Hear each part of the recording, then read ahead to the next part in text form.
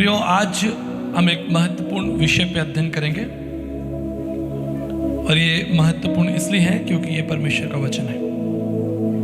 अगर आप यूहन्ना की पत्री उसका 15 अध्याय और 12 पद निकालें, प्लीज टर्न योर बाइबल और look to the Bible, John 15:12। यूहन्ना उसका 15 अध्याय और उसके 12 पद को हम पढ़ेंगे। मेरी आज्ञा ये है कि जैसा मैंने तुमसे प्रेम रखा वैसा ही तुम भी एक दूसरे से प्रेम रखो। Praise God. परमेश्वर का वचन, जैसा मैं हमेशा कहता आया हूं, आज फिर दोहराता हूं कि हमारे लिए कोई सलाह नहीं है। परमेश्वर आपको सलाह नहीं देता कभी, वो आपको कमांड देता है। जो उसने कहा है सो कहा है। वो आपको इनकरेज नहीं कर रहा कि आपको करना चाहिए, ट्राई करके देखो। ये उसका आदेश है कि जैसा मैंने तुमसे प्रेम किया है तुम भी आपस में एक दूसरे से प्रेम रखो। और ये बहुत आसान है परमेश्वर से प्रेम रखना, क्योंकि हर एक व्यक्ति परमेश्वर से प्रेम अपनी अपनी तरह से रखता है। लेकिन अपने पड़ोसी से, अपने आसपास के लोगों से प्रेम करना उतना ही कठिन है। कठिन है कि नहीं? आप बताइए कठिन है कि नहीं है? ये कठिन इसलिए है क्योंकि जो सामने आपके व्यक्ति है या हो सकता है उसकी विचारधारा आपकी विचारधारा से मेल ना खाए, या उसका जो इंटेलिजेंस है आपका इंटेलिजेंस जो है वो मेल ना खाए, आपकी योग्यताएं उसकी योग्यताओं से मेल ना खाए, उसकी अपब्रिंगिंग किस कल्चर में, किस भाषा में हुई है। और कई ऐसे कारण हो सकते हैं जिसे जानने के बाद आप सामने वाले को छोटा या कमजोर समझें। लेकिन जरा इसे परमेश्वर की दृष्टि से देखें, जो सर्वशक्तिमान है, सर्वज्ञानी, सर्वव्यापी है। वो सब जानता है आप क्या कर रहे हैं, सब जानता है क्या सोच रहे हैं, आपके मन में क्या जा। फिर भी उसने आपसे प्रेम किया बिना किसी भेदभाव के। यहां तक इतना प्रेम किया कि उसने स्वर्ग की महिमा को छोड़ा और इस संसार में मनुष्य बनकर हमारे लिए मृत्यु को सहने के लिए आ गया। इतना प्रेम। बाइबल कहती है कि उसने अपने प्रेम की भलाई इस रीति से हम पर प्रकट की। परमेश्वर ने अपने प्रेम की भलाई हम पर इस रीति से प्रकट की कि जब हम पापी थे उसने हमारे लिए मृत्यु को चख लिया। मैं कह सकता हूं कि जो फाइनल स्टैंडर्ड है लव का, वो हम देखते हैं कि परमेश्वर ने हमसे कितना प्रेम किया। और वही परमेश्वर अब आपको और मुझे आज्ञा देते हैं कि हम क्या करें, हम आपस में प्रेम रखें। लेकिन हमारा प्रेम आपस में नहीं हो पाता, उसके पीछे कई कारण हैं और 2-3 कारणों पर हम आज मनन कर लेंगे। कारण बहुत हैं लेकिन 1-2 कारणों पर हम मनन कर लेंगे। जो सबसे बड़ा कारण मैं अनुभव करता हूं वो कहीं ना कहीं प्राइड है। ये प्राइड स्पिरिचुअल भी हो सकता है, ये प्राइड सोशल भी हो सकता है, ये प्राइड आपके मेंटल लेवल का भी हो सकता है, आपके फाइनेंशियल लेवल का भी हो सकता है। घमंड जो है वो हमें आपस में एक दूसरे से प्रेम करने से रोक देता है। स्वार्थ जो है वो हमें आपस में, प्रभु क्या चाहता है? प्रभु चाहता है कि आप आपस में प्रेम रखें। प्रभु ने पतरस से क्या कहा? पतरस, तू मुझसे प्रेम करता है? 3 बार प्रभु यीशु मसीह ने अपने शिष्य पतरस से, पीटर से कहा, डू यू लव मी? तीसरी बार तो वो एकदम झुंझला गया, कहता, प्रभु आप जानते हैं मैं आपसे प्रेम करता हूं, इसमें क्या दिक्कत है? ये पतरस क्या कहता है कि मैं अंत तक आपके साथ रहूंगा। तो प्रभु ने इससे मुंह से उगलवा लिया, कन्फर्स करा लिया। कहता मुंह से निकली हुई बात जो है वो कोई मन में सोच रहा है, लेकिन मुंह से बुलवाया प्रभु ने, डू यू लव मी? और 3 बार बुलवा कर परमेश्वर ने उसको एक बड़ी चुनौती दे दी। अगर तू मुझसे प्रेम करता है तो मेरे लोगों से प्रेम कर। Take care of my sheep. यहां पकड़ लिया प्रभु ने उसको। तो अभी मैं आपसे पूछूं, आप में से कितने लोग मुझसे प्रेम करते हैं? तो आप हाथ उठा दोगे, भाई पुराने लोग हो। हाँ भाई, करते हैं, हम आपसे प्रेम करते हैं। लेकिन अगर मैं आपके ऊपर छोड़ूं कि आप आपस में एक दूसरे से कितना प्रेम करते हो, आप पकड़े जाओगे। बहुत आसान है मुझसे प्रेम करना क्योंकि मैं आपका पास्टर हूं, मैं आपका धर्म गुरु हूँ, मैं आपको 20 साल से परमेश्वर के राज्य में बढ़ा रहा हूँ। मैं जाता हूँ, बड़ी बड़ी सभाएं होती है, 20-20, 25-25 हज़ार, 1-1 लाख लोग आते हैं। बहुत आसान है मेरी तरफ केंद्रित होना, लेकिन आपस में प्रेम रखना, एक दूसरे को रिस्पेक्ट करना, एक दूसरे की स्तुति लेना, यह हम पकड़े जाते हैं।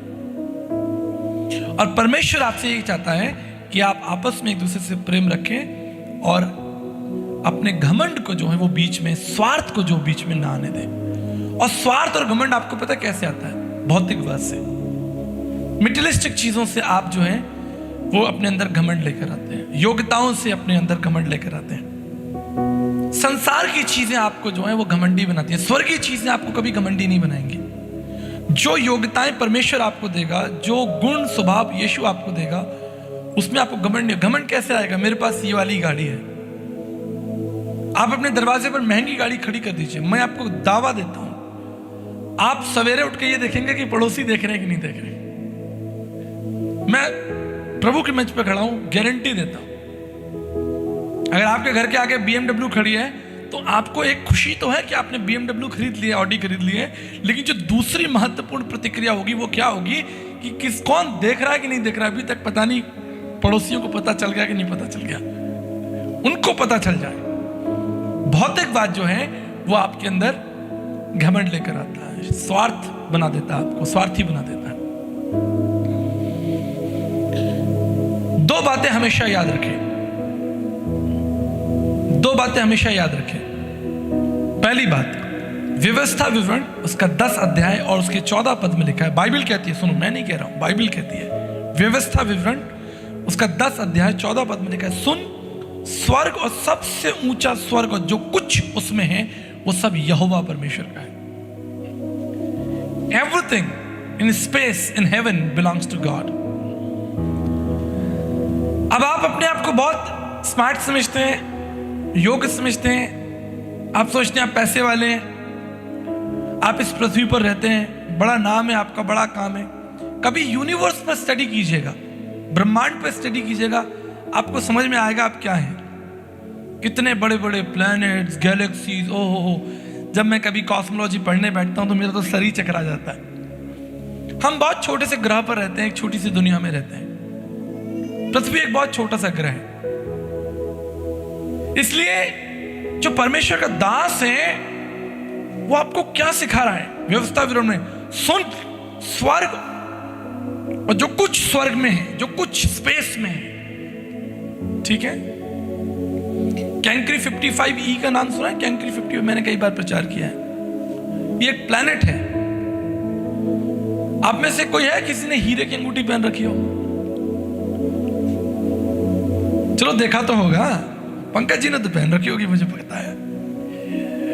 अरे पंकज जी आप ना पहने हीरे की अंगूठी, ऐसा कैसे हो सकता है? तो हम कितना हीरा खरीदते हैं, छोटा सा हीरा खरीद लेते हैं, अंगूठी में लगा लेते हैं, कुछ पहन लेते हैं, खुश हो जाते हैं, हमारे पास हीरे हैं सब। सो यूनिवर्स में एक प्लैनेट है जिसका नाम है कैंक्री 55E। इस प्लैनेट की दो विशेषताएं हैं। पहली विशेषता यह है कि ये प्लैनेट जो है वो पृथ्वी से दुगना है, डबल साइज ऑफ अर्थ। और इसकी दूसरी विशेषता यह है कि पूरा प्लैनेट ही हीरे का है और ये परमेश्वर का है। परमेश्वर का दास लिखता कहता है कि सुन, स्वर्ग और जो कुछ उसमें है वो सब, सारे प्लैनेट्स जो हैं वो परमेश्वर के हैं। स्पेस ऑब्जर्वेशनल साइंस के अकॉर्डिंग तो केवल अभी हम 4% यूनिवर्स को जान पाए। 4% यूनिवर्स जो है वो थोड़ा विजिबल है, जहां तक साइंटिस्ट पहुंचे हैं। हाँ ठीक है, ये प्लैनेट है, ये 96% तो अभी पूरा स्पेस कभी इंसान पहुंच ही नहीं पाएगा। और अगर कभी पहुंच भी गया तो भी वचन क्या कहता है? सब परमेश्वर का है। पहली बात हमेशा याद रखिएगा। दूसरी बात, भजन संहिता 24:1 में बहुत अच्छी बात लिखी है, पृथ्वी और जो कुछ उसमें है वो सब यहोवा परमेश्वर का ही है। ठीक है। अब मान लीजिए आप बैंक गए, बैंक में, हमारी बहन एक्सिस बैंक में, अब आप बैंक में गए, अपने खाते में आपने पैसे निकाले 20,000 रुपए, और बैंक मैनेजर कहे जी मैं नहीं देता आपको, तो आप क्या कहोगे? भैया मेरे पैसे हैं, कैसे नहीं दोगे आप? मैंने जमा किए। आप तो सिर्फ मैनेजर हो, स्टूवर्ड हो, आप यहाँ काम करते हैं आप, पर पैसे तो मेरे हैं, मैंने जमा किए थे। तो आप अपने पैसे को क्लेम कर सकते हो because it belongs to you. Bank manager आपको रोक नहीं सकता। अगर वो लीगल मनी है आपका तो वो आपका राइट है। ठीक इसी तरह इस संसार में जो कुछ है वो किसका है? तो फिर आप क्यों घमंड कर रहे हैं? फिर आपके अंदर प्राइड क्यों है? फिर आप किस चीज को लेकर दूसरों को दिखावा करें? मैं आपको बताना चाहता हूं आज घमंड के और स्वार्थ के नुकसान भी आपको बताऊंगा। बहुत से लोग घमंड और स्वार्थ में मर गए, आज इस संसार में नहीं है। They are not in this world. अपने समय से पहले मर के चले गए घमंड की वजह से, स्वार्थ की वजह से। वो एक लंबा जीवन, एक मजबूत जीवन, एक अच्छा जीवन जी सकते थे अगर उनके जीवन में शांति होती, परमेश्वर का भय होता तो वो जीते। लेकिन घमंड और स्वार्थ की वजह से तो बड़ी बड़ी युद्ध हो गए इतिहास के अंदर। दुनिया में जितने लोग अपनी उम्र से नहीं मरे, उससे ज्यादा लोग जो है वो युद्ध में मर गए। और युद्ध किस बात का था? घमंड का था, प्राइड था, चीजों को बढ़ाने का, सत्ताओं को बढ़ाने का। और वो खो गए इस भवसागर में। हम देखेंगे कुछ महत्वपूर्ण पदों को देखेंगे। अगर दानियल की पुस्तक निकालें, दानियल की पुस्तक उसका 4 अध्याय और 30 पद को देखें जरा। Book of Daniel chapter 4 verse 30 है क्या लिखा है? क्या ये बड़ा बेबीलोन नहीं है जिसे मैंने ने अपने बल और सामर्थ से राज निवास होने को और अपने प्रताप की बढ़ाई के लिए बसाया है?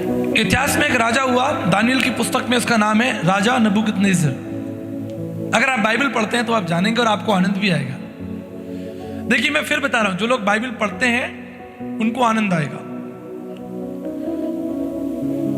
जैसे होनार स्टूडेंट कौन होता है आपको मालूम है? जो टीचर के साथ साथ चलता है।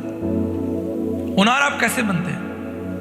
मेरी तो मैडम यहाँ बैठी हुई है, उन्होंने तो मुझे मैथ साइंस पढ़ाई हुई है। मैं तो ट्यूशन भी पढ़ता था, आपसे बाद में मुलाकात कराऊंगा आपको। होनार स्टूडेंट कैसे बना जाता है? जब आप टीचर के साथ साथ, सिलेबस के साथ साथ चलते हैं। जो कुछ आपको पढ़ाया गया उससे आप घर जाकर पढ़ें या घर से पढ़कर आए और आपको टीचर पढ़ाए तो आपको बड़ा आनंद आएगा। लेकिन अगर आप बाइबल नहीं पढ़ते, आपको बाइबलों के सिद्धांत नहीं मालूम, बाइबल के राजाओं की कहानियां नहीं मालूम, तो फिर आपको एक लेक्चर ही लगेगा कि अरे भैया तो लेक्चर दे रहे हैं। तो नबूकदनेस्सर एक राजा हुआ दानियल की पुस्तक में। उसने क्या कहा? अपने मुंह से कहा। क्या कहा जरा बोले?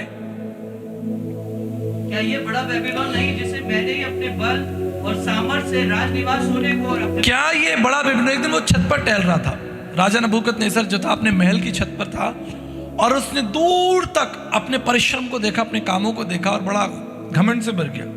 जहां तक उसकी आंखें जा रही है वो जमीन उसकी है, वो सारा खेत खलियान उसके हैं, सारे महल उसके हैं। उसने सोल्जर्स देखे होंगे खड़े हुए यूनिफॉर्म के अंदर, बड़े बड़े फाटक देखे, बड़ी बड़ी चीजें देखी, व्यवस्थाएं देखी। और उसके मुंह से एक बात निकल आई, और वो बात क्या थी? क्या ये बड़ा बेबीलोन, ये नगर मेरा नहीं जिसे मैंने अपनी बुद्धि से, अपने बल से बसाया है, बनाया है? घमंड की बात उसके मुंह से निकल गई। He was a king। दूसरी तरफ एक और किंग है, एक और राजा है, वो है दाऊद, किंग डेविड। दोनों राजा हैं, ठीक है। नबूकदनेस्सर कह रहा है ये सब कुछ मेरा है, मैंने अपने बल से, अपने प्रताप से, अपनी महिमा के लिए बनवाया, मेरी महिमा के लिए। लेकिन राजा दाऊद जो परमेश्वर का दास है, सेवक है, he is a king of Israel, Israel का राजा है, वो क्या कहता है? भजन संहिता 24:1 में पढ़ेंगे, बुक ऑफ साम चैप्टर 24 वर्स 1। क्या लिखा है? 24:1 पढ़े। देखिए पृथ्वी और जो कुछ पृथ्वी पर है वो किसका है? आप देख रहे हैं डिफरेंस, देख रहे हैं दो राजाओं के बीच अलग अलग विचार। और आप बताइए आप किस राजा के साथ खड़े होना चाहते हैं? दाऊद के साथ खड़े होना चाहते हैं, क्योंकि उसने महिमा किसको दी? उसने परमेश्वर को महिमा दी। उसके सामने भी एक बहुत बड़ा महल है, जहां तक उसकी नजर जा रही है वो पूरा इजराइल देश उसका है। लाखों करोड़ों लोग जो हैं उसकी सेवा में खड़े, he is a king of Israel. But वो अपने मुंह से क्या क्लेम करता है? वो कहता है पृथ्वी और जो कुछ पृथ्वी में है वो सब परमेश्वर का, उसने परमेश्वर को महिमा दी। मेरे प्रियो, आज आपके पास जो भी कहे, जो भी चीजें आपके पास है, वो सब परमेश्वर की है। और उसे देखकर आपके मुंह से घमंड की बातें नहीं, उसे मुंह से आपके धन्यवाद की जो है शब्द निकलने चाहिए कि मैं धन्यवाद करता हूं कि ये प्रभु ने मुझे दिया है। कोई चीज आप खरीदते हैं, पाते हैं, आपको कोई गिफ्ट भी देता है। मुझे याद है एक अपनी घटना में आपको बताता हूं। एक 4 साल की बच्ची थी, मैं आज तक उस घटना को कभी नहीं भूला हूं। और बहुत सुंदर थी, उसकी नीली आंखें थी, भूरे बाल थे, फॉरेनर थी, वो एक छोटी बच्ची थी। तो मेरे एक फ्रेंड थे, उनकी बेटी थी, वहीं खेल रही थी, मिट्टी में खेल रही थी। तो मैंने उसको बुलाया, मैंने कहा लिसन, मैंने कहा you are so sweet, your eyes are very beautiful, तुम कितनी प्यारी हो। आप जानते हो उसने क्या उत्तर दिया? उसने उत्तर दिया, this is what God made me. उसने कहा कि मुझे तो परमेश्वर ने ऐसा बनाया है। 4 साल की बच्ची। आपसे कोई कहता आप बहुत अच्छे लग रहे हो, हाँ जी हाँ जी हाँ जी, आपको नई गाड़ी मिल गई, जी बिल्कुल। Do you give glory and honour to God for what you have? क्या आप परमेश्वर को महिमा देना चाहेंगे जो कुछ आपके जीवन में है? कोई भी योग्यता, कोई भी पद आपको मिला है, भौतिक चीज मिली है आपको, कोई मटेरियलिस्टिक चीज मिली, कोई पद सम्मान मिला है, नाम मिला आपको, आपका प्रमोशन हुआ है, आप किसको ऑनर देना चाहेंगे? जो व्यक्ति परमेश्वर को ऑनर देगा उसका नाम स्मरण रखा जाएगा। आज हम नबूकदनेस्सर के बारे में क्या जानते हैं? बस एक राजा था, घमंडी राजा था। परमेश्वर ने उसे 7 साल जो है वो घास खिलाई। 7 साल बैल के समान, वो बैल के समान घास चल रहा था और ऊपर से ओस टपकती थी और वो देखता था। जब उसका समय पूरा हो गया तब उसे बुद्धि आई, तब वो दोबारा खड़ा हुआ और उसने कहा कि दानियल का परमेश्वर जो होगा वो मेरा परमेश्वर होगा। इसलिए परमेश्वर का वचन जो है वो हमें क्या सिखाता है? नीति वचन 11:2 पढ़ें और उसके बाद याकूब 4:6 निकालेंगे। पहले नीति वचन 11:2 पढ़ें। देखिए, अभिमान जो है ना, याद रखिएगा, थैंक यू सो मच। जब अभिमान आप करेंगे, तैयार रहिए अपमान के लिए। जब आप अभिमान कर रहे हैं तो तैयार हो जाइए कि अपमान जो है वो आपके पीछे पीछे आएगा। जैसे मैं एक एग्जांपल देता हूं ना, आप सूखी मछली का टुकड़ा, एक ड्राई फिश ले लीजिए, सूखी मछली, और उसे जेब में रख के आप वैशाली नगर बाजार में घूमे, एक बिल्ली आपको ढूंढ लेगी। ये कहीं से तो खुशबू आ रही है और वो बिल्ली आपके पीछे आएगी। If you have a dry fish in your pocket, a cat will follow you. ठीक इसी तरह अगर आप अभिमान कर रहे हैं तो निश्चित जानिए कि अपमान आपके पीछे पीछे आएगा, और जब अपमान आएगा तो वो अपमान आपके जीवन में विनाश लेकर आएगा। इसलिए हाँ, एक और पद देख लेंगे, याकूब 4:6 निकाला आपने? हाँ, मैं तो और भी अनुग्रह देता है, इस कारण यह लिखा है, परमेश्वर अभिमानियों का विरोध करता है पर दीनों पर अनुग्रह करता है। देखिए कितना सुंदर वचन है।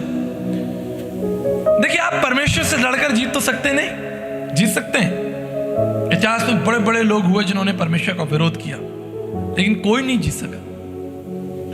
वो सर्वज्ञानी प्रतापी परमेश्वर जिसके कह देने से, मुख्य वचन से पूरी पृथ्वी जो है, पूरा यूनिवर्स जो है बन गया, आप उससे जीत नहीं सकते। इसलिए उसने आपके सामने सरल शब्दों में, स्पष्टता में एक बात लिख दी है, और वो क्या है कि परमेश्वर अभिमानियों का क्या करता है? सामना करेगा परमेश्वर।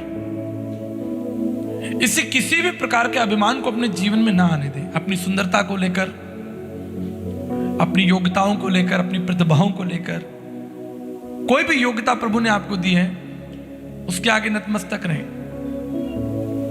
आपको मालूम है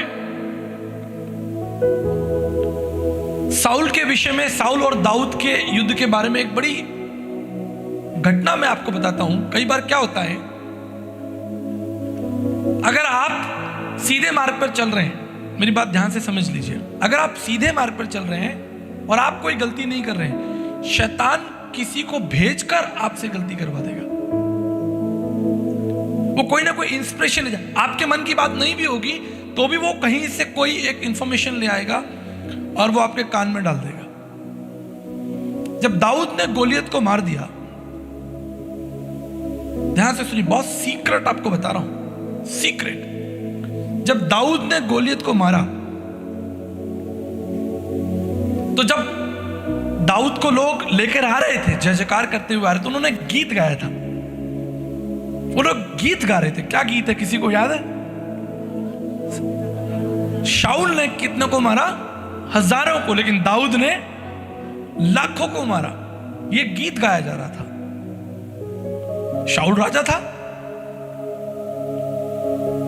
और उसने देखा कि मैंने तो हजारों को मारा है, लेकिन दाऊद ने लाखों को मारा। ये लोग गीत गा रहे हैं, जबकि उसने कितनों को मारा था? एक व्यक्ति को मारा था, गोलियत को। पर गोलियत इतना ताकतवर था, इतना विराट था फिजिकली, कि कोई उससे लड़ना ही नहीं सकता था। सब भाग गए गोलियत को देखकर। कहानी तो आपको पता है, गोलियत कितना बड़ा दानव था, उससे कोई नहीं लड़ता। पूरी इजराइल की जो सेना थी वो पीछे जा रही थी, लेकिन उसको एक बच्चे ने मार दिया। उसने पत्थर उठाया और घुमाया और मारा और सीधे उसके सर पर।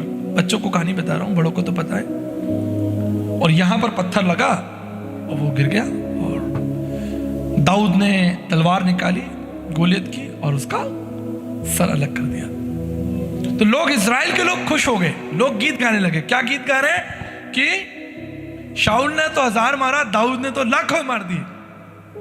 बस प्राइड आ गया, गुस्सा आ गया शाऊल को, और वहां उसके मन में एक जलन जो है वो हो गई। मैं आपको इसलिए बता रहा हूं क्योंकि आप प्रत्येक दिन हजारों लोगों से मिलते हैं। हर समय आप कलीसिया में नहीं बैठे रहते। कलीसिया में आप आते हैं, नेतृत्व पाते हैं, शक्ति ऊर्जा पाते हैं। असली इस्तेमाल तो इसका बाजार में होगा, दुनिया में होगा। और वहां आपके पड़ोसी की तारीफ हो रही है, आप बैठे हैं, ये व्यक्ति बहुत होनहार है, अरे यार उसको देखो, और आप देख रहे हैं कि मेरा बॉस किसके बारे में बात कर रहा है, अरे यार वो व्यक्ति बहुत कामयाब है। आप देख रहे हैं कि आपके ऑफिस में किसी के लिए ताली बज रही है और आप देख रहे हैं मेरे लिए नहीं बज रही, उसके लिए बज रही है। आपके मन में एक ईर्ष्या आ गई, एक कंपटीशन आ गया, एक गुस्सा आ गया उस व्यक्ति के प्रति। और वहीं से जो विनाश जो है वो शुरू होगा। ऐसे समय में आपको क्या करना चाहिए? अगर किसी और की तारीफ हो रही है तो आपको शाऊल के समान गुस्सा करने की जरूरत नहीं है। आप उसकी योग्यता के लिए, उसकी उन्नति के लिए परमेश्वर का धन्यवाद करें। और अगर आप एक सच्चे विश्वासी और मसीह हैं तो जाइए और उसके कंधे पर हाथ रखिए और उसे अभिषेक दीजिए, उसे प्रार्थना कीजिए, उसकी प्रशंसा कीजिए, कहिए कि आपने बहुत अच्छा काम किया है, प्रभु आपको आशीष दे। मैं आपके लिए निश्चित प्रार्थना करूंगा, बजाय इसके कि आप उससे कंपटीशन करें या अपने मन में उसके प्रति जलन रख लें, क्योंकि ऐसा अगर आप करेंगे तो आप बीमार हो जाएंगे, ना केवल मानसिक रूप से लेकिन शारीरिक रूप से भी आप बीमार होना शुरू हो जाएंगे। आपका डाउनफॉल शुरू हो जाएगा, याद रखिएगा। आपको मालूम है अय्यूब के बारे में एक बहुत अच्छी बात जो मुझे लगती है, अय्यूब एक धनवान व्यक्ति था लेकिन उसमें कोई घमंड नहीं था। मिडिल ईस्ट का उस समय सबसे रिच पर्सन था।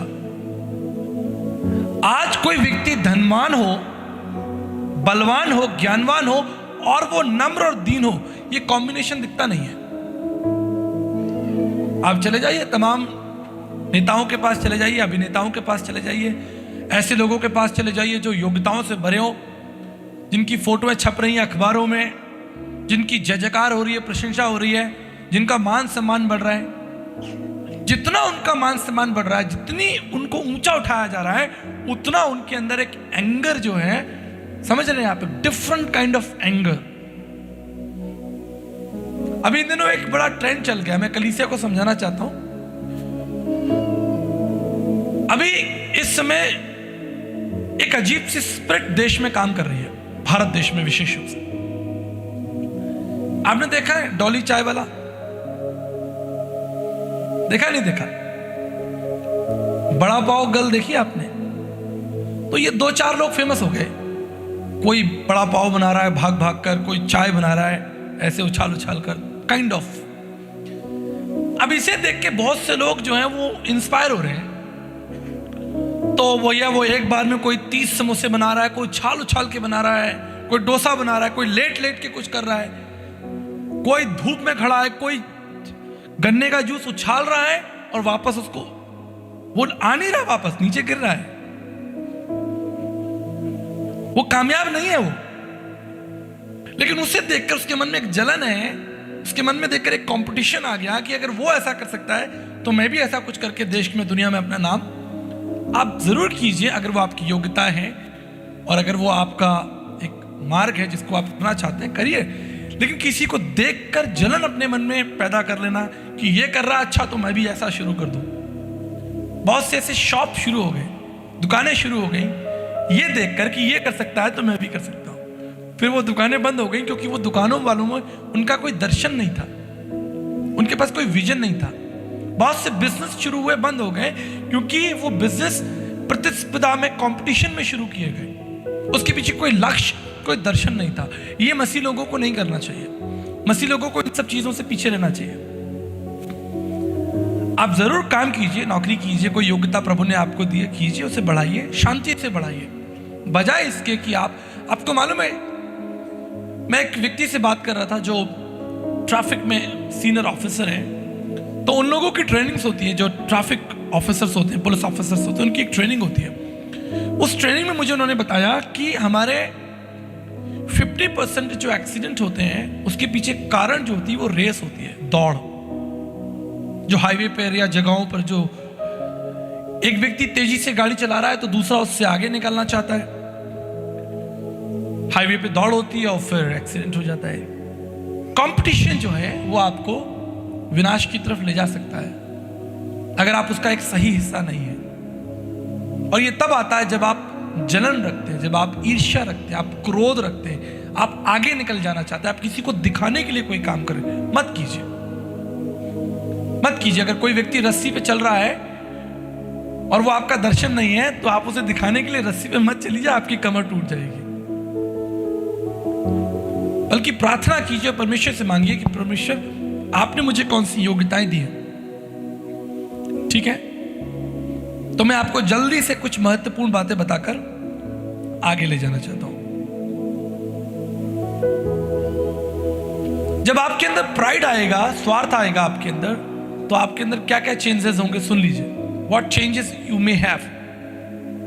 पहली बात, आपको परमेश्वर और परमेश्वर का वचन अच्छा नहीं लगेगा, आप सुनना बंद कर देंगे।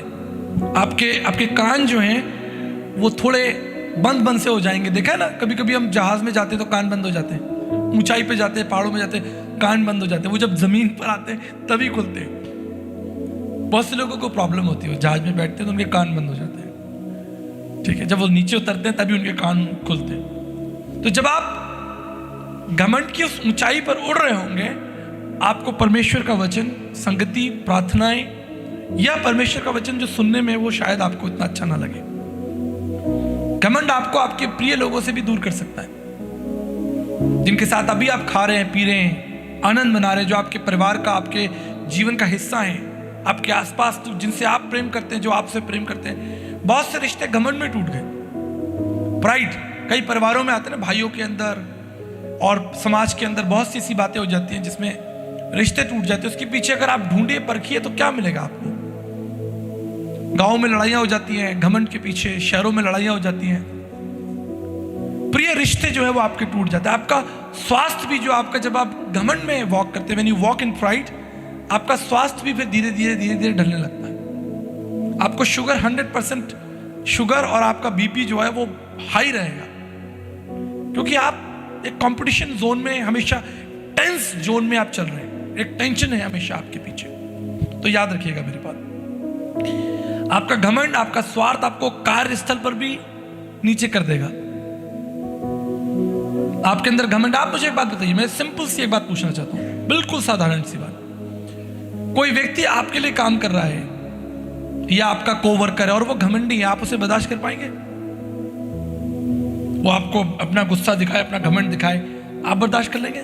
क्योंकि आप उसे पैसे दे रहे हैं, वो आपका कोवर्कर है, आप मैनेजर है, वो नीचे आपके लोग काम कर रहे हैं, आप नहीं बर्दाश्त करेंगे। जब आप नहीं कर सकते तो क्या परमेश्वर कर सकता है? क्या और लोग बर्दाश्त कर सकते हैं? इसलिए घमंड जो है उसको बिल्कुल खत्म कर दीजिए, क्योंकि घमंड आपकी जो गति है उसको वो क्षति पहुंचा के ही रहेगा, आपकी गति को नष्ट कर देगा। जहां आप आगे बढ़ रहे थे, लोग आपको वेलकम कर रहे थे, आपकी नम्रता के लिए, आपकी मिठास के लिए, आपकी भाषा के लिए। केबीसी में एक व्यक्ति जो करोड़पति बन गया था, आपको याद होगा, मुझे अब इसका नाम नहीं याद आ रहा है, एक व्यक्ति था, वो बहुत गरीब था और वो केबीसी में बन गया। उसके बाद वो इतना उसके अंदर प्राइड आ गया, बिहार से था आई थिंक, उतना प्राइड आ गया और he lost his money, he lost his credibility. जब भी आपके जीवन में पैसा आए, सम्मान आए, सम्मान बड़ी खतरनाक चीज है। सम्मान आपके अंदर तुरंत घमंड ले आएगा। इसलिए हम लोग जो पास्टर्स हैं, कई बार हम इस चीज पर चिंतन रखते हैं, हम आपको बढ़ाना चाहते हैं। मैं आपको सच बताऊं, मैं चाहता हूं कि मैं आराम से बैठूं, आप प्रीच करो, लेकिन अगर वो चीज प्रोसेस से नहीं आई, सिर्फ आपको दे दी गई कि भाई चलो कल से आप ये काम करो, तो तुरंत घमंड आ जाएगा। प्रोसेस से अगर आप पहुंचे ऊपर तक तो नम्रता की संभावना है, लेकिन ओवरनाइट आपको तुरंत मंच दे दिया, चलिए भाई XYZ आप यहां से खड़े होकर प्रचार कीजिए, वो देखो प्रचार करने के बाद फिर कैसा घूमेगा। फिर वो सोचेगा सब मुझे आके बोले कि भाई मैंने बहुत अच्छा प्रचार किया, और किसी ने नहीं बोला तो उसे और गुस्सा आएगा, क्या किसी ने बोला नहीं कि मैंने अच्छा प्रचार किया। नाम जब परमेश्वर आपका बढ़ाए ना, तो घुटनों पर आ जाना, तब घुटनों पर आ जाना। मेरी बात संसार नहीं सुनेगा, मेरी बात वही उसी को अच्छी लगेगी जो परमेश्वर का भय मानता है। संसार के लोग परमेश्वर का भय नहीं मानते। उन्हें मैं कहूं कि भाई जब तुम्हारा नाम बढ़े तो तुम घुटने पे आना और लेट कर दंडवत होकर परमेश्वर की आराधना करना, ये बात वो यहां से सुनेंगे, यहां से निकाल देंगे। लेकिन जो परमेश्वर का भय मानता होगा उसे मेरी बात समझ में आएगी कि आप बिल्कुल ठीक करें। तो घमंड जो है वो आपके कार्यस्थल पर, आप जो करना चाहते हो, बिजनेस करना चाहते हो, आप किसी इंटरव्यू में जा रहे हो, मैं बहुत सी चीजों को नोटिस करता हूं। मेरे कई मित्र हैं जो इंटरव्यूज लेते हैं, HR से, वो मुझे बताते हैं, मैं उनसे सुनता हूं, वो कहते हैं कि हमने उस व्यक्ति को सिर्फ इसलिए हटा दिया, वो योग्य था, उसके पास डिग्री थी, एक्सपीरियंस था, लेकिन उसके अंदर एटीट्यूड था और इसलिए हमने उसको सेलेक्ट नहीं किया। तो एटीट्यूड जो है, जो घमंड है, वो आपकी दैनिक जीवन में, संसार की बातों में भी जो है वो आपको क्षति पहुंचाएगा। और घमंड जो है वो आपके जीवन में डिस्ग्रेस और डेथ भी लेकर आ सकता है। बी केयरफुल, डिस्ग्रेस ला सकता है आपके जीवन में। आप घमंडी हैं, धीरे धीरे धीरे धीरे आपका समाज, आपका परिवार, वो लोग जो आपसे प्रेम करते हैं वो आपसे किनारा कर लेंगे और आप अकेले रह जाएंगे। और डेथ के बारे में तो मैंने आपको बताया, छोटी छोटी बातों पे लड़ाई हुई, ऐसा हुआ वैसा हुआ, ना जाने दुनिया में कितने लोग अपनी मृत्यु से पहले ही इस संसार से चले गए, लड़ भिड़ कर मर कर चले गए, युद्ध कर कर कर चले गए। एक मतलब नीचे गिराना ही है उसको, बदला लेना ही लेना है, बदला लेने की आत्मा। घमंड जो है वो आपके अंदर बदला लेने की, जैसे बीमारी के लिए ऐसा कहा जाता है कि जब किसी को BP हो जाए, शुगर हो जाती है, तो फिर उसके और ऑर्गन्स भी इफेक्ट होते हैं। मेडिकल वाले लोग भी बैठे हैं। इसी तरीके से प्राइड जो है आपके जब जीवन में आएगा तो वो क्या क्या क्षति करेगा वो आपको पता ही नहीं होगा। धीरे धीरे धीरे धीरे आप कब जो है वो निकल जाएंगे। अब इसका सोल्यूशन क्या है भाई? इस समस्या तो देख लिया हमने कि समस्या इतनी सारी है। अब इसका सोल्यूशन जो वो बिल्कुल बेसिक है। सबसे पहले अपनी प्रेयर और डिवोशन लाइफ को बढ़ाइए। सबसे पहले प्रार्थना का जीवन जो है, और प्रार्थना ऐसे भी नहीं चलते फिरते घुटने पर, ये मेरी बात समझ लीजिए, आप घुटने पर प्रार्थना कीजिए। अपने बिस्तर पर आइए, घुटनों पर बैठिए। जैसे भी आपके घुटने जब टिकेंगे ना, तब आप अपने जीवन में, घुटना टिकाने का मतलब है पूर्ण रूप से समर्पण, पूर्ण रूप से समर्पण परमेश्वर के सामने, घुटने टिकाकर, हाथ उठाकर जब आप परमेश्वर। So you should have your prayer life और डिवोशनल लाइफ। और सिर्फ प्रार्थना करके चल नहीं देना, वचन भी पढ़ना है। बहुत से लोग सोचते हैं ठीक है हमने आंख बंद कर ली, घुटने टिका लिए, पादी साहब ने बताया था, बस जल्दी जल्दी बोलते प्रभु आप महान हैं, या धन्यवाद प्रभु आपने ऐसा किया, स्तुति महिमा आपकी, हम जा रहे हैं अपने काम पर, जय मसीह की। ये काम नहीं करेगा। सिर्फ आंख बंद कर लेने से प्रार्थना नहीं होती। वचन उस बारे में क्या कह रहा है, बाइबल क्या कहे, डिवोशनल लाइफ। इसलिए मैं इंकरेज करता हूं बाइबल पढ़े। सेकेंड इंपॉर्टेंट थिंग आपके लिए मेंटरशिप बहुत जरूरी है। घमंड आपको मेंटरशिप नहीं देगा, वो कहेगा मैं तो सब जानता हूं, मुझे कोई मेंटर कौन कर सकता है, कोई है जो मुझे मेंटर करेगा, कोई होना तो चाहिए। मैं इस मंच के माध्यम से कहता हूं मुझे प्रभु ने बहुत अच्छे मेंटोर दिए। आचार्य दया प्रकाश जी मेरे मेंटोर रहे, पंडित धर्म प्रकाश शर्मा जी मेरे मेंटोर रहे, डॉक्टर विक्टर चौधरी मेरे मेंटोर रहे। ऐसे मेंटोर जिन्होंने हमें शेप दी, हमें आकार दी, हमें बढ़ाया, हमें सिखाया, हमसे बातें की, हमें एक नई दिशा दी।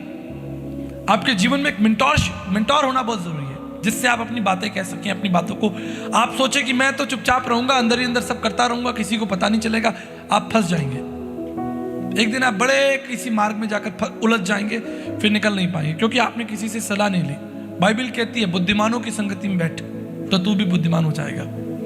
अपने बड़ों से, बच्चों के लिए तो आपके सबसे अच्छे मेंटोर आपके माता पिता है।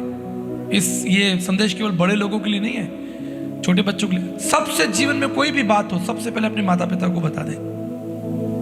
उन्होंने आपको जीवन दिया है, जन्म दिया है, वो आपको कभी गलत राय नहीं देंगे। Mentorship. Third important thing, fellowship. कई लोग सोचते हैं कि हमें कलीसिया जाने की क्या जरूरत है, हम घर में बैठे हैं आराम से, बुद्धिमान है। बहुत से लोगों ने घमंड में कलीसिया आना छोड़ दिया। घमंड ने उनको कलीसियाओं से दूर कर दिया, परमेश्वर से दूर कर दिया, संगति से दूर कर दिया। प्रभु ने क्या कहा था? प्रभु ने कहा था तू मुझसे प्रेम करता है, मेरे लोगों से भी प्रेम कर। तो जब आप लोगों में आएंगे, संगति में आएंगे, परमेश्वर आपको ब्लेस करेगा। याद रखिएगा, परमेश्वर की हर एक आज्ञा में आपके लिए जीवन छिपा हुआ है। इसलिए परमेश्वर आपसे कहता है कि आप संगति में आए। हम्बल एक्टिविटीज, चौथा very important thing, humble activities. छोटे छोटे काम कर लिया करें। जब घमंड आए तो घर में झाड़ू पोछा लगा लें, टॉयलेट साफ कर लें, किसी की शादी हो रही हो पड़ोस में जाकर वहां पर जो है टेंट लगवाएं, कुर्सियां बिछवाएं, मदद करें। इस तरीके से आपका समाज भी आपको स्वीकार कर लेगा, यार ये तो बड़ा अच्छा आदमी है। एक पंथ दो काज हो जाएंगे और आप नम्र हो जाएंगे। ज्यादा घमंडी हो जाएं तो थोड़ा सा हॉस्पिटल घुमाएं, जहां देखें आईसीयू में कैसे कैसे लोग बैठे, ठीक है। और आपका घमंड आपका पीछा ना छोड़ रहा हो तो थोड़ा कब्रिस्तान चले जाएं। महीने में एक बार कब्रिस्तान चले जाएं, आपका सारा घमंड जो है वो नीचे आ जाएगा। ठीक है, सही कह रहा हूं। और पांचवा जो पॉइंट है वो सेल्फ रियलाइजेशन है। बैठें, कभी कभी एकांत में बैठें। जब रात में अपने घर पहुंच जाएं, अपना डिनर कर लें, 10 मिनट बैठें और सोचें कि आज मैं कौन कौन सी मूर्खता, गलतियां, बेवकूफियां करके आ रहा हूं। Self realisation. आज मैंने किससे घमंड की बात बोली, किसको मैंने अपना जलवा दिखाया, किसको अपनी शान दिखाई मैंने, किसको मैंने क्या बोल दिया। सेल्फ रियलाइजेशन, सेल्फ इवैल्यूएशन बहुत जरूरी है।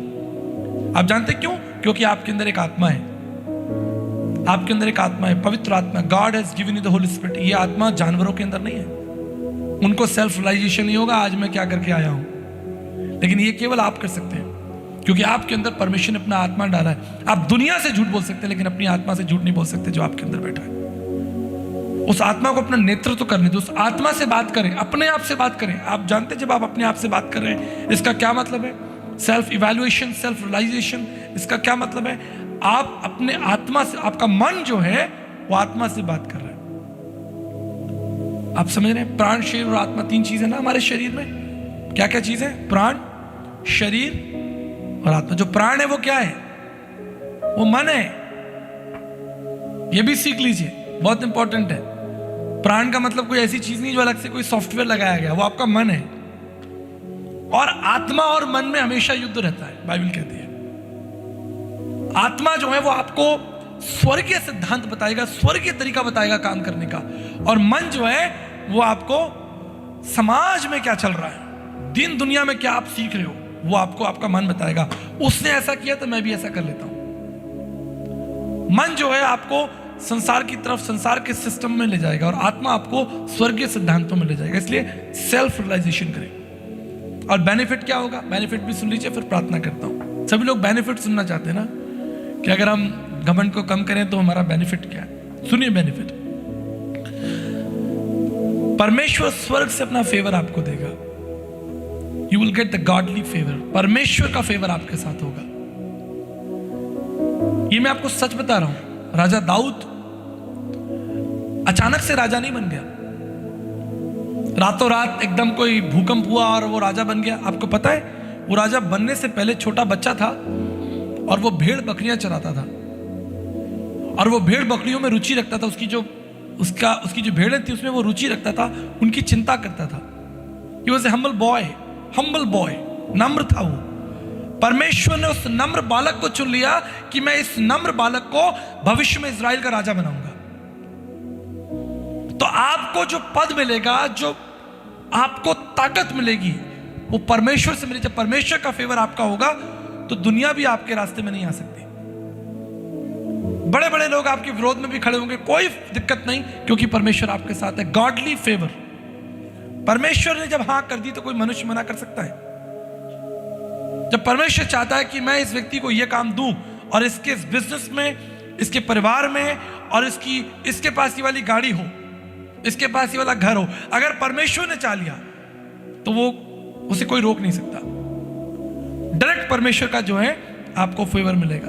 Second important thing, the Bible says, प्रभु यीशु मसीह परमेश्वर और मनुष्य दोनों के अनुग्रह में बढ़ता रहा।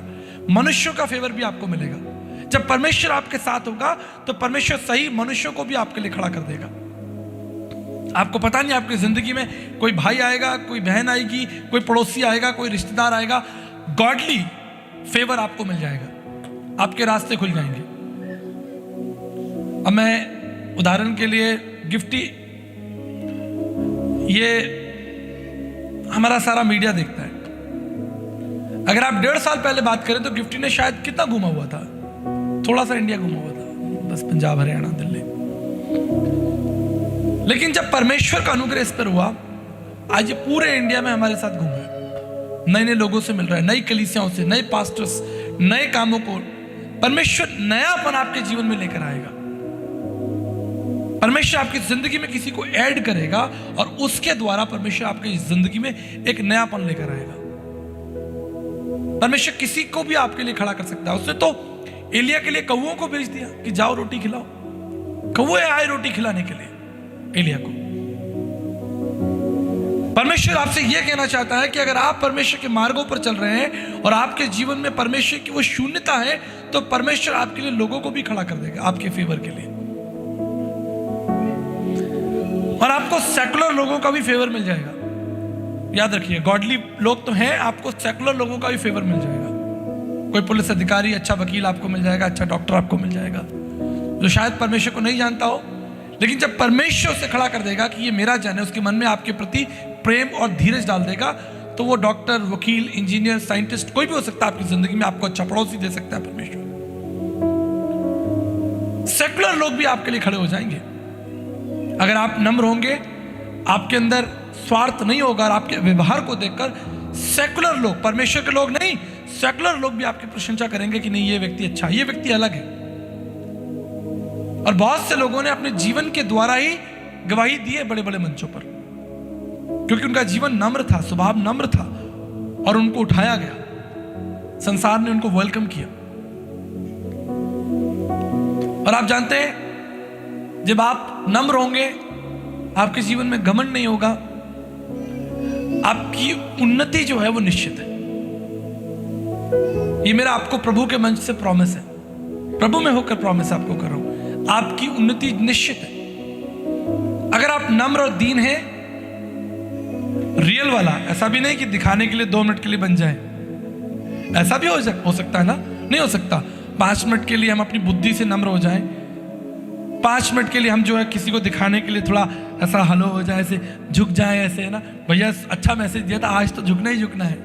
अभी देखना आप संदेश के बाद सब नम्र हो जाएंगे, थोड़ी देर के लिए तो होगा, ऐसा हो ही नहीं सकता। लेकिन जरा बाहर निकलो धूप में। अभी परसों की बात, आपको एक बात बताकर समापन की ओर ले जाना चाहता हूं। मैं मार्ग में आ रहा था, भैया के बच्चे की शादी का वो एंगेजमेंट था, तो हमारी गाड़ी टोल पर खड़ी हुई थी, मेरी गाड़ी टोल पर खड़ी हुई थी, बिल्कुल स्टॉप थी। पीछे से दो लोग आए, उन्होंने हमारी गाड़ी को धाम से टक्कर मारी। हम लोग बाहर उतरे, देखा तो गाड़ी में थोड़ा बहुत डैमेज था, ज्यादा नहीं, थोड़ा बहुत डैमेज था। और वो जो दो लोग थे वो डर गए, क्योंकि मेरे साथ 7-8 लोग थे, हम 7-8 लोग थे ना, वो 2 लोग थे। और मार्ग में कोई ऐसी भीड़ भाड़ भी नहीं थी, छोटा सा टोल था, हम निकल जाते। अब आप बताइए, वहां पर अगर कोई अनगॉडली व्यक्ति होता, हमारी जगह 7-8 अनगॉडली लोग होते, तो वो क्या करते उन 2 लोगों को? हाँ, क्या करते हैं? आप जानते हैं कि वो 7-8 लोग उन 2 लोगों का क्या करते हैं? मैंने कहा कोई बात नहीं, आराम से, take it easy, don't worry. अपने मन से आप बिल्कुल घबराहट को निकाल दीजिए। उन्होंने ये एक्सपेक्ट नहीं किया था, वो तो डर गए थे कि ये अंदर, गाड़ी के अंदर जो लोग बैठे हैं, अब ये हमें, है ना, मैं मन से ऐसी बातें नहीं बोलता हूँ, वो सब आपको पता है क्या होगा। हमारी बहन बेटी वो तो फिल्म से है, तो फिल्म में क्या क्या चीजें यूज की जाती हैं, वॉशिंग पाउडर। तो मैंने कहा आप सबसे पहले धीरज रखिए, हम आपके संग कोई अनुचित व्यवहार नहीं करेंगे, हम आपसे नहीं लड़ेंगे, कोई बात नहीं, आराम से, रिलैक्स। हमने उनको रिलैक्स किया। फिर हमने उनसे उनका नाम पूछा, आप क्या करते हैं? मैंने पूछा आप क्या करते हैं? मैंने कहा मैं रेलवे में काम करता हूँ, जोधपुर में रहता हूँ। ठीक है, कोई बात नहीं। मैंने कहा आप क्या चाहते हैं? तो उन्होंने खुद गाड़ी को आगे बढ़कर देखा, इंस्पेक्ट किया, देखा कि कितना डैमेज है, क्या है। हमने उनसे कुछ नहीं कहा। उन्होंने अपनी जेब से थोड़े से पैसे निकाले कि आप अपनी गाड़ी ठीक करा लीजिएगा। मैंने उनसे कहा कि अगर ये गाड़ी ठीक हो जाती है और अगर इसमें से पैसे बच जाएंगे, हम आपको पेटीएम करके वापस करेंगे, जीपे करके वापस करेंगे, और ज्यादा लगेगा हम आपसे मांगेंगे नहीं। वो जो देकर गए वो चले गए।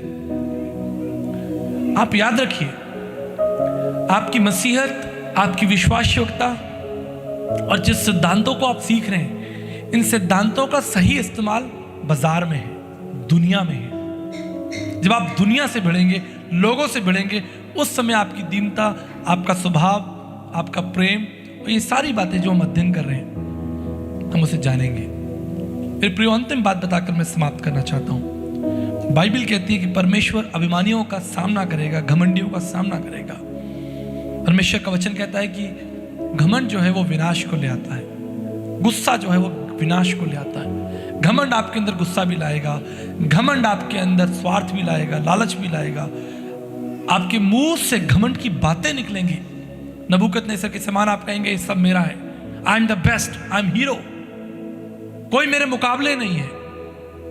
याद रखिए, अगर घमंड की बात आप मन में आ रही है, आ भी सकती है, उसे मुंह से नहीं ना निकलने दें।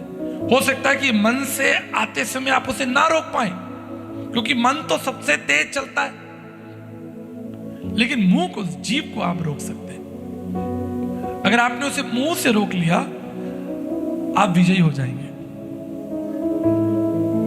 समझ रहे हैं? कभी कभी गुस्सा आता ना, मैं ऐसा कर दूंगा, और आप कर दें क्राइम। मेरे एक मित्र हैं जो पुलिस में है, वो ऐसा कहते हैं कि क्राइम सोचने की कोई सजा नहीं है। अगर आप सोच रहे हैं कि मैं क्राइम करूंगा, मैं बैंक लूटूंगा, तो इसकी कोई सजा नहीं है। लेकिन अगर आपने लूट लिया तो इसकी सजा है, राइट?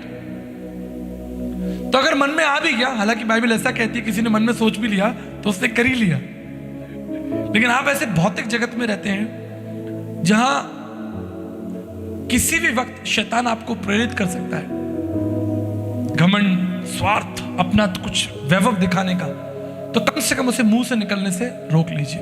राजा नबूकदनेस्सर ने कहा कि सब कुछ मेरा है, लेकिन दाऊद ने कहा ये सब यहोवा परमेश्वर का है। और अब लास्ट, सबसे महत्वपूर्ण, प्रभु यीशु जो हमारे विश्वास का सिरमौर है, हमारे विश्वास का आधार है, हमारे विश्वास, हमारे सिद्धांतों की जिसकी हम चर्चा कर रहे हैं, जिस गॉडली इंस्टीट्यूशन की हम चर्चा कर रहे हैं, सोच की हम चर्चा कर रहे हैं, अगर इस पृथ्वी पर उसे किसी ने जिया है तो वो यीशु मसीह है। नम्र और दीन रहा, उसने अपना मुंह नहीं खोला, उसके मुंह से कोई छल की कपट की बात नहीं निकली, अभिमान की बात नहीं निकली। स्वर्ग और पृथ्वी का स्वामी था, स्वर्ग और पृथ्वी को बनाने वाला, जिसने सारे संसार को आकार दिया, प्रभु यीशु मसीह 33.5 साल तक इस पृथ्वी पर मनुष्य बनकर रहा। आदि में वचन था, वचन परमेश्वर के साथ था और वचन ही परमेश्वर था। वो वचन इस संसार में मनुष्य बनकर रहा, लेकिन उसने घमंड नहीं प्रस्तुत किया। वो नम्र रहा, दीन रहा, सरल रहा। अगर आप सरल होंगे तो आप स्वतंत्र होंगे। आज प्रभु यीशु मसीह का साम्राज्य पूरी पृथ्वी पर क्यों है? कभी सोचा आपने? क्या उसने बहुत अच्छा भाषण दिया इसलिए? क्या उसने सिर्फ क्रूस की मृत्यु को सह लिया और वो मृत्यु पर जयवंत हो गया सिर्फ इसलिए? अगर आप बड़े ध्यान से देखें तो प्रभु यीशु मसीह ने जो कुछ सिखाया है उसे जिया है, इसलिए उसका साम्राज्य आज भी स्थिर है। सिखाया बताया तो बहुत लोगों ने, लेकिन उनका साम्राज्य खत्म हो गया। लेकिन प्रभु का साम्राज्य इसलिए स्थिर है क्योंकि जो कुछ उसने सिखाया उसने उसको जिया है। आप उसे जिए, आप उसको जिए। किसी से पूछा गया कि अगर आपको क्रिकेट सीखने के लिए मौका मिले तो आप किससे सीखना चाहेंगे? जवान ने उत्तर दिया कि मैं सचिन तेंदुलकर से सीखना चाहूंगा। किसी से पूछा गया कि अगर आपको संगीत सीखना हो तो सबसे पहले आप किसका नाम लेंगे? उन्होंने कहा मैं लता मंगेशकर के पास जाऊंगा। She is the best in singing, Sachin is the best in cricket. लेकिन आज इस मंच से मैं आपसे पूछता हूं, अगर आपको जीवन किसी से सीखना हो, आप किससे सीखेंगे? जीवन की बातें किससे सीखेंगे?